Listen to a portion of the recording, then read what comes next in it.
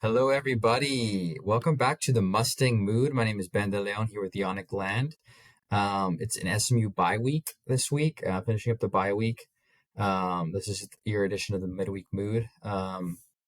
Today we'll be talking a little bit about some of the ACC chaos and where the ACC is both one of the most chaotic and sometimes bad, but also fun conferences. And we'll also talk about SMU's potential paths to the college football playoffs. So, first of all, this past weekend in the ACC was, I'm sure as you all know, if you follow SMU, incredibly crazy. Obviously, we saw the top teams in the ACC take a loss. Louisville lost, which was a surprising one for sure. And then Virginia also lost, and Georgia Tech also lost. Was Georgia Tech the week before? Georgia Tech lost the week before. Okay, that's right. Georgia Tech lost to NC State in this past weekend. Virginia lost to Cal. I'm sorry. They lost to Wake Forest. Sorry. And then Louisville is the one who lost to Cal. That leaves your Mustangs in a, how many teams? Five? One, two, three, four, it's a five-way tie for first place in the ACC, which is pretty crazy. It's funny because when I was watching some of the games or seeing the results on Saturday, my first thought was just, man, the ACC is so bad, but it's also so fun. Because I feel like the Big 12 is really bad also, but it's not as much fun. Whereas I feel like the ACC is like bad and fun. Also, my dog Graham is a guest on this show because wife is putting the baby to sleep and the dog needs to stay with me. So if you see him, give him a holler. He's maybe he'll be seen back here snacking on some Summer's Pet Treats. Code Mustang 10 at checkout if you want to buy some holistic, all natural dog treats. But just the ACC is bad. I mean, it's probably a one league bid, but it's a lot of fun. I enjoy the chaos. Sometimes the chaos is fun. You know, I mean, you just never know. Like, anybody can beat anybody. You've got the worst teams in the conference beating some of the better ones. It's just a lot of fun. You got any thoughts on the ACC chaos that's happening lately? Yeah, I mean, the thing is, I know you're pretty down on the ACC. I actually don't think it's as bad as what people make it out to be. I think that if you put us against, some of the other, like the Big 12, I don't think it's actually as lopsided as it seems. But that being said, yeah, we've definitely had some of our better teams lose. I mean, Miami's probably the best team in the conference, and they're 7th right now. And so good teams are losing to bad teams. That kind of happens. I mean, Texas lost to Florida, yet they're in the top 10. Florida's the worst team in the SEC. So I think it's just a chaotic year in general. I mean, Indiana almost had to have a miracle play to beat Penn State, who has no coach. They were playing with their backup quarterback, and they still basically had that game, and they lost it in the last 10 seconds of the game. And so it's one of those years, I think, that just, I don't know if being a good team is enough, unless maybe you're one of the top 3 teams, but being a good team is not enough to just win your games. And so, Miami's a good team. Louisville's a good team, but they both lost several games. Georgia Tech's a good team, yet they lost to, was it Cal? I think it was Cal, right? They lost to NC State. NC State. Yeah, NC State's lost to some of the worst teams in the conference, yet they've knocked off 2, I think, top teams. They beat Virginia and they beat Georgia Tech. And so, just a weird year. But I think that, and yes, the ACC is most likely a one-bid conference, but there's definitely paths for there to be multiple teams in the playoffs. So, but obviously, the next 3 weeks are going to really tell the tale on it, and I think a lot of it's going to depend on who's in the ACC championship game. So we'll just have to see how that goes. And I think on that point, that's a really good point because you're right. Pretty much every conference is chaotic. I think, to me, from what I'm seeing right now, the difference in a conference being considered good versus bad it seems to be the teams at the top, because it seems like every conference, I would say except the Big Ten, but then again, I guess with what you were talking about with the Penn State almost result, it feels like in any other conference, including the SEC, that any team can win any game. Same with the Big 12, same with the ACC. It's just, the Big 12, the only team they really have is Tech. Everybody else, to me, is still mid, even if they're ranked higher. Right. Yeah, BYU's 8-1, and they are a very slight favorite to beat TCU at Baylor. Like, they're at Baylor. Sorry, not Baylor. They're at BYU is at BYU, and they're playing TCU, and they're only a slight favorite, and TCU is not one of the better teams in the Big 12. I mean, they're kind of sporadic in terms of how well they're playing. So that just shows Yeah. like even the Big 12 is highly at risk of being a one bid conference themselves because Yeah. of that. I think they should be. I'm just saying, like, I feel like the Big 12 has one team at the top that's like, oh, they could compete. I don't think the ACC really has that. I still think we'll be a one bid league, but I think because we don't have that one team Yeah, that's really because like Miami out front, dropped. yeah, it makes us look like a worse conference. But I mean, If yeah, I Georgia mean, the Tech didn't SEC, lose to NC State, then they would have been. They also could have been that. I mean, if you got to think like, if Miami didn't lose to us, or they didn't lose to Louisville, so they were a one loss team, and if Georgia Tech didn't lose to NC State, I mean, we would have had an undefeated team this late in the season, and we would have had like a one loss Miami, which would have been easily in the playoff race. So it's just, I think it's just certain teams just fell off right at the end and yeah, dropped games they really shouldn't have. But and again, stuff like the Big 12, Baylor and Utah are playing, and Baylor's only a slight dog against them. And Utah yeah, is, what, like 14, 14 in the country right now? something like that. Which I think is overrated, Yeah, but hey, they're a good football team. yeah, and I think it doesn't help the conference that the darlings, the people who are supposed to be on the top, Florida Yeah. State and Clemson are terrible this year. So, I mean, what are they? 4-9 between them, which is crazy, especially after all of the nonsense they've been talking in the off Yeah, seasons. well, But you got to think about who are all the teams that the ACC was supposed, they were supposed to be good this year, right? It was Clemson, Florida State, Miami, SMU. There's not a single one of those teams that hasn't lost more, like multiple games that they were favored in. Like it's yeah, just true. that's Clemson's true. lost a bunch though, and Florida's lost a bunch. Obviously, Florida State's lost a bunch, but I mean, yeah, all four teams that were supposed to be like the top teams in the ACC have all dropped games, which is why people are looking at the ACC like they're a bad conference because all the Yeah, preseason favorites are the ones that dropped. yeah. But then again, it's hard when you have one of your fellow mates, Duke, go to UConn and lose, and they're still somehow 4-1 in the conference, tied for first. Like they're FYI, eight, they're Duke's they're favored five over and four. Virginia. Yeah, it's just They're a like, what six do and a we? half point favorite against Virginia. And I think before we hop into the CFP, or I guess the ACC championship race, Yeah. we were talking about the nightmare scenario where Duke is 8-4 and wins the ACC. Well, I guess they'd be 9-4 if they won the ACC championship game at that point. And I Yep. think we talked about, like, could they miss the playoff? I mean, we've talked before. Like, I wouldn't be mad if they missed the playoff. They lost to UConn. I mean, Tulane isn't that bad of a loss, but they lost to UConn. I mean, that's pathetic. Come on. Yeah, a 3-loss ACC championship team. I can't see them putting a second Power Five, or sorry, Group of Five conference champion over a 3-loss ACC team, especially when any of the 3-loss teams would have a ranked win. Um, but in the case of a 4-loss team like Duke that's lost some really bad games, yeah, absolutely. There absolutely is a scenario where if Duke does make the championship game and they win it, the ACC is probably out of the playoffs, which would be a just absolute doomsday scenario, absolutely terrible for the ACC. But to be Yeah. frank, I think that's a very unlikely scenario. Even if Duke managed to squeeze their way into the ACC championship game, I just do not see how they could be favored against any of their opponents. And so Yeah. I just really think it's highly unlikely. I'll just put it that It's way. just weird because, like, I mean, we don't follow other ACC teams super closely, but like they've been playing some really good football, especially on offense, and then they lose to UConn. I actually didn't even know. Like, I think it had been like a week later, and I saw something about something UConn, so I looked it up, and I was like, Duke lost to UConn? Like, there's no consistency there, which again makes it fun. Every conference, there's a lack of consistency among the top teams, except maybe the top 3 or 4. But Yeah, I mean, yeah, that's I crazy. heard, I didn't watch the Duke Clemson game, but I heard that there was some uh, favorable refereeing that helps them get that win.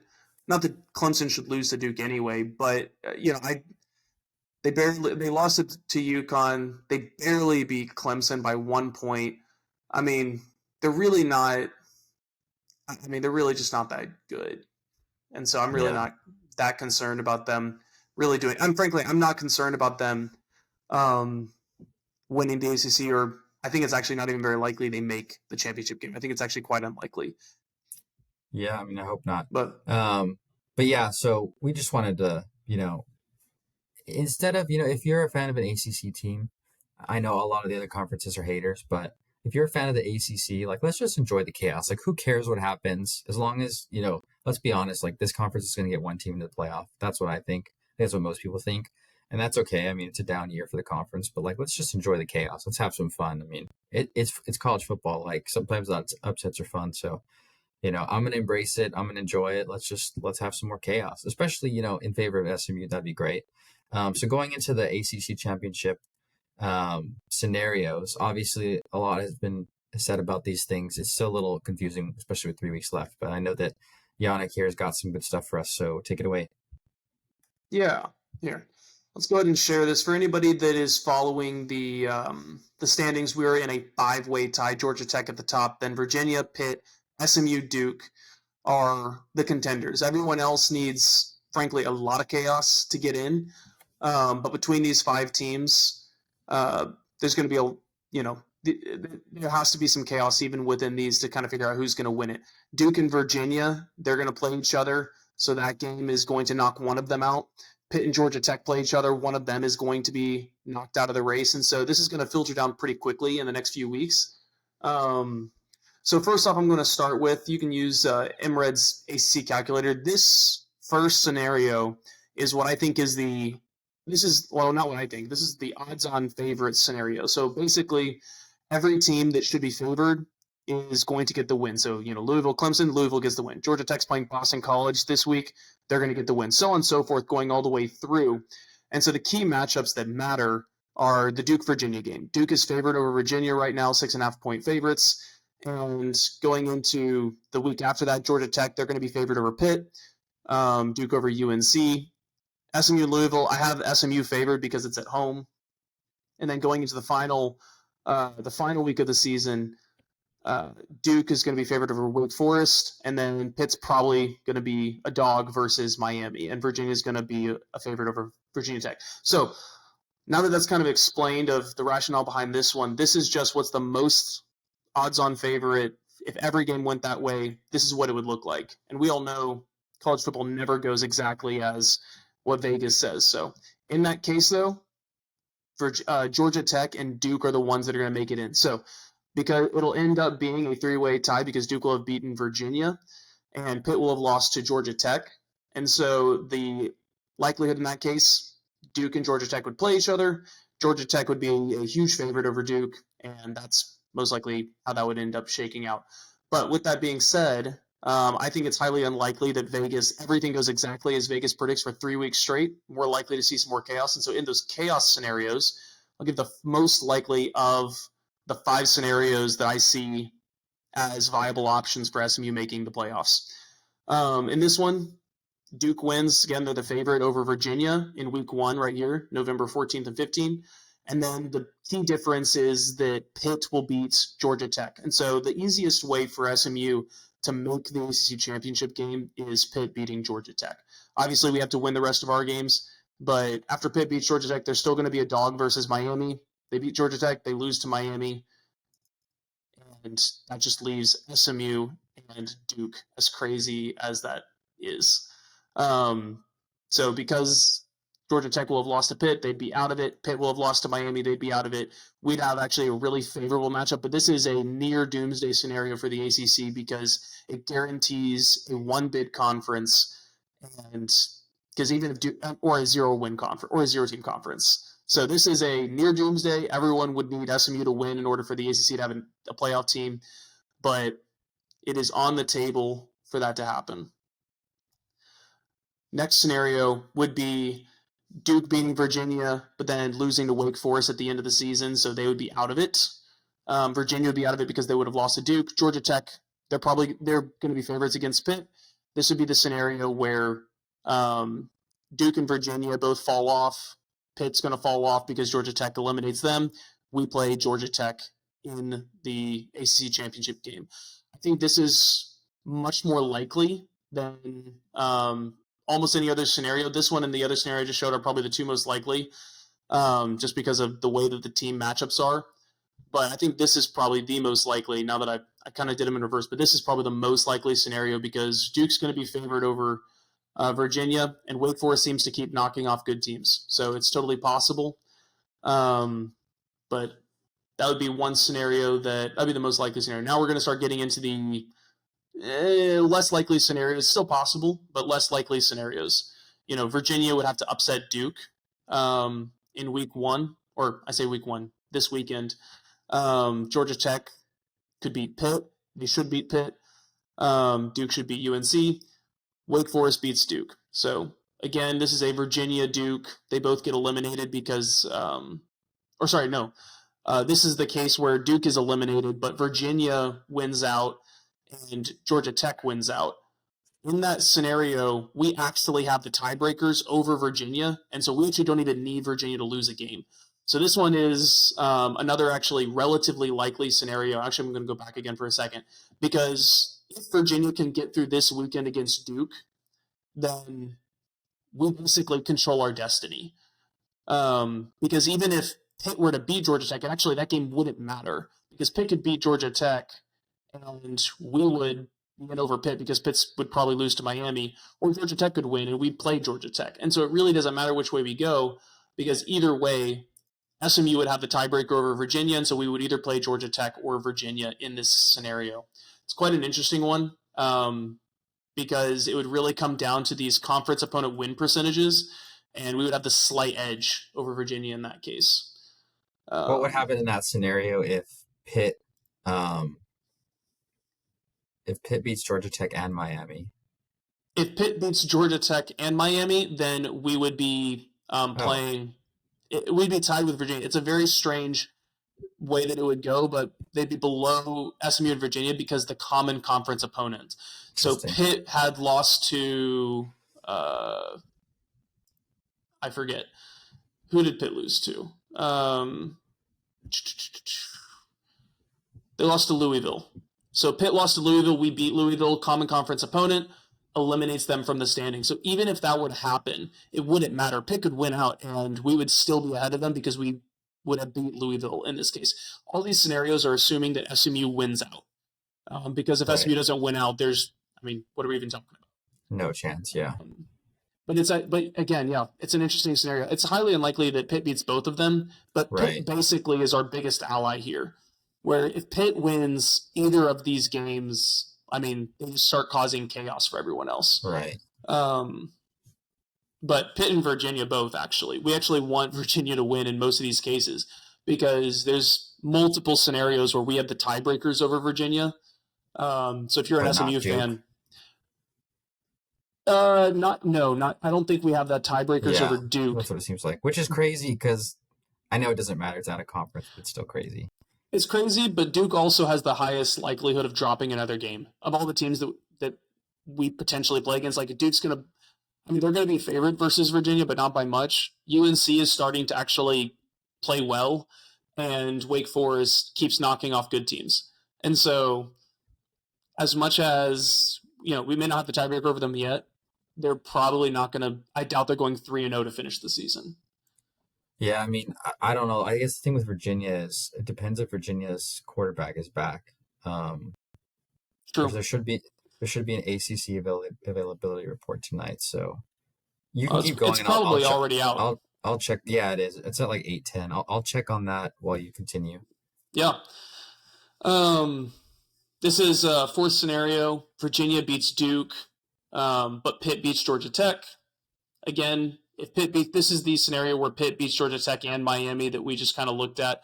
But even in that case, I don't think it actually matters the Pitt-Miami game. You can actually go either way. And SMU is going to play Virginia because in this case, Pitt being Georgia Tech just eliminates them. Duke gets eliminated. So it's just us and Virginia left. Because even if Pitt were to beat Miami also, we would still, again, have the tiebreaker over them. It looks like, by the way, just for the update on Chandler Morris, he's questionable. He's still in concussion protocol. This is per on 3, but they have hope that he can play this weekend. So, it seems like we need to root for Virginia, but at the end you can summarize kind of what we're hoping for. Yeah.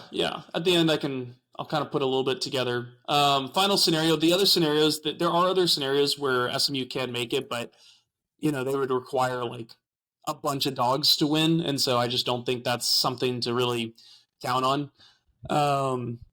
In this case, it's just the Virginia losing to Virginia Tech at the end of the season. They beat Duke, but then they lose to Virginia Tech at the end, so they both eliminate themselves.